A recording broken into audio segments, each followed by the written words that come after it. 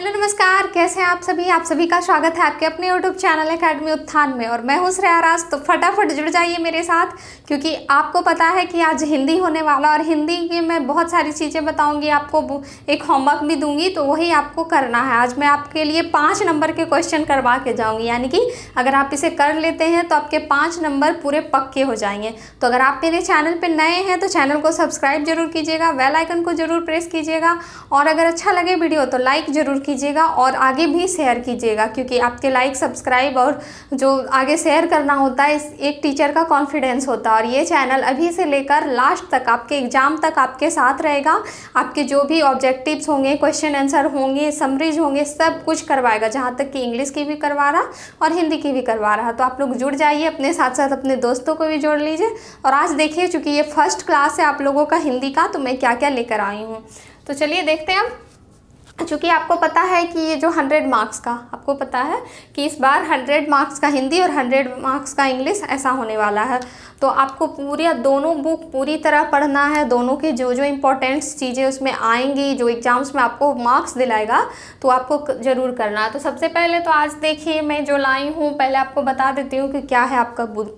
अब जो आपका जो बुक है दिगंत, उसे 2 भागों में बांटा गया है। चूँकि आपको पता है कि हिंदी ग्रामर जो होता है वो अलग होता है, और हिंदी लिटरेचर जिसे हिंदी साहित्य कहते हैं, बुक्स, वो अलग होते हैं। तो इसी बुक को 2 भागों में बांटा गया। मैं यहाँ पे समझाती हूँ। आपका लिटरेचर जो साहित्य का पार्ट है उसे 2 भागों में बांटा गया। किस किस भाग में? तो एक भाग बटा है आपका, जैसे देखिए वहाँ लिखा हुआ है गद्य खंड, एक भाग है आपका गद्य खंड है, और एक भाग है आपका काव्य खंड, एक भाग काव्य खंड।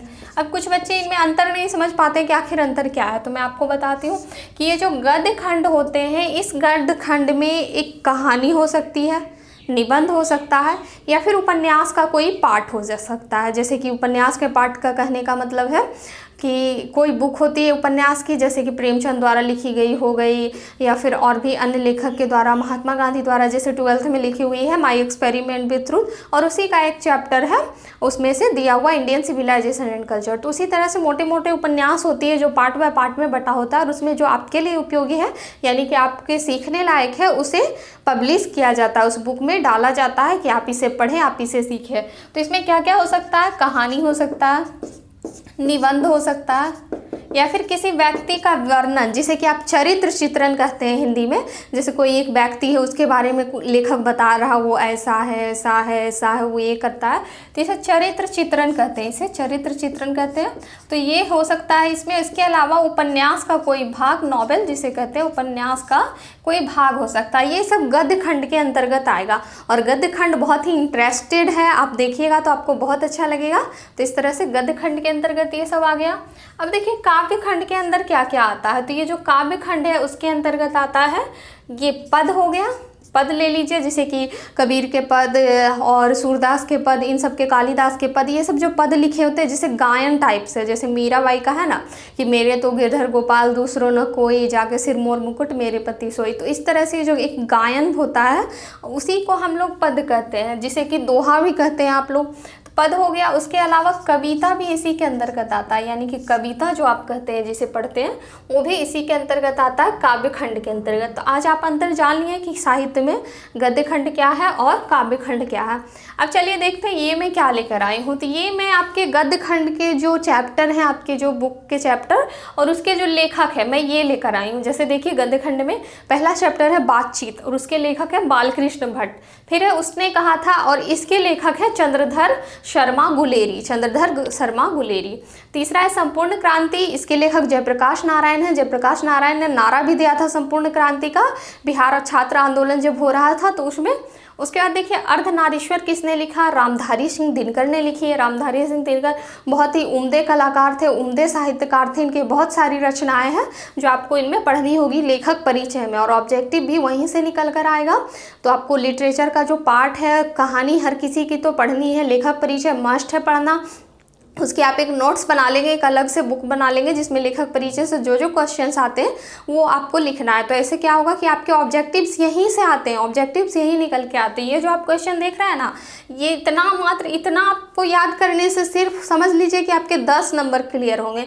5 नंबर तो डायरेक्ट पूछा जाएगा मिलान करने में कि इसका कौन है ये बताना है लेखक, और अदर नंबर आ जाएगा आपके क्वेश्चन आंसर में, उसका वर्णन करना होगा, आपके समरी में वर्णन करना होगा, और ऑब्जेक्टिव के तौर पर तो आएंगे ही आएंगे। तो इस तरह से देखिए। फिर है अर्धनारीश्वर रामधारी सिंह दिनकर ने लिखा। रोज किसने लिखा? ये लिखा सच्चिदानंद हीरानंद बात्स्यायन अज्ञेय। इनका बड़ा लंबा सा नाम है क्योंकि इन्हें इतनी सारी उपाधियां मिल चुकी हैं।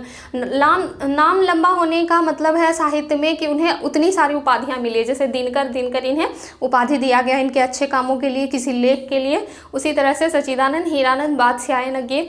एक लेख और एक पत्र ये लिखा है भगत सिंह ने। भगत सिंह के एक उपन्यास है मैं नास्तिक क्यों हूँ, ये उपन्यास है। और ये ऐसा उपन्यास है जैसे कि यूपीएससी जैसे एग्जाम्स पे पूछा गया। तो यही सब चीज़ें आपको आगे काम आएगी। ये किसने लिखा, वो किसने लिखा, बुक्स तो वो तो कंपटीशन में आते ही आते हैं।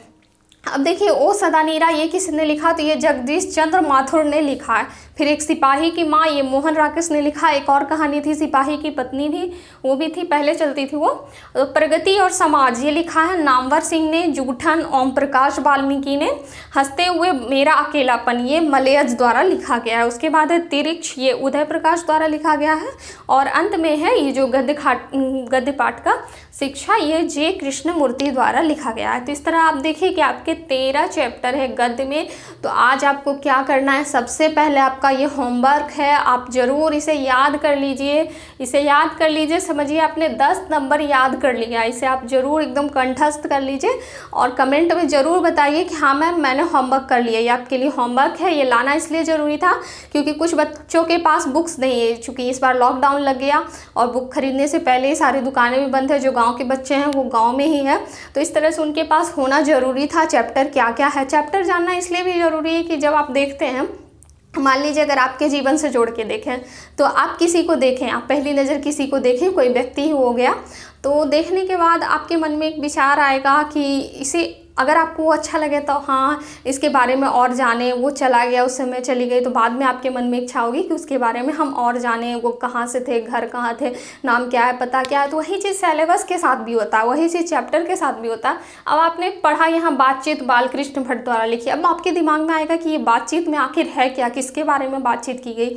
तो जब आपके अंदर ये इंटरेस्ट जगेगा तभी आपको पढ़ने में मज़ा आएगा। और असली चीज़ है पढ़ाई इंटरेस्ट पे ही डिपेंड करता है। और हिंदी तो बहुत इंटरेस्टेड सब्जेक्ट है, इसके उपन्यास सब इतने इंटरेस्टेड होते हैं, पढ़ोगे तो बहुत अच्छा लगेगा।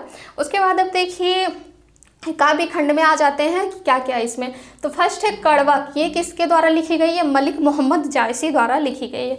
फिर सूरदास का पद है, फिर तुलसीदास का पद है, फिर छप्पई ये नाभादास द्वारा लिखी गई है। उसके बाद ये कविता है, ये भूषण द्वारा लिखी गई है। और छठे नंबर में तुमुल कोलाहल कलह में ये जयशंकर प्रसाद द्वारा लिखी गई है। और पुत्र वियोग ये सुभद्रा कुमारी चौहान द्वारा लिखी गई। ये भी बहुत अच्छी साहित्यकार थे, इसके बारे में बहुत सारी इसकी चर्चाएँ हैं, रचनाएं हैं, बहुत अच्छे हैं, अपने बचपन में भी पढ़ा होगा। उसके बाद उषा ये शमशेर बहादुर सिंह द्वारा लिखी गई है। उसके बाद जन जन का चेहरा एक ये गजानन माधव मुक्तिबोध द्वारा लिखा गया है। ये सब भी इसकी उपाधियां हैं जो लंबे लंबे हैं, देख लीजिए।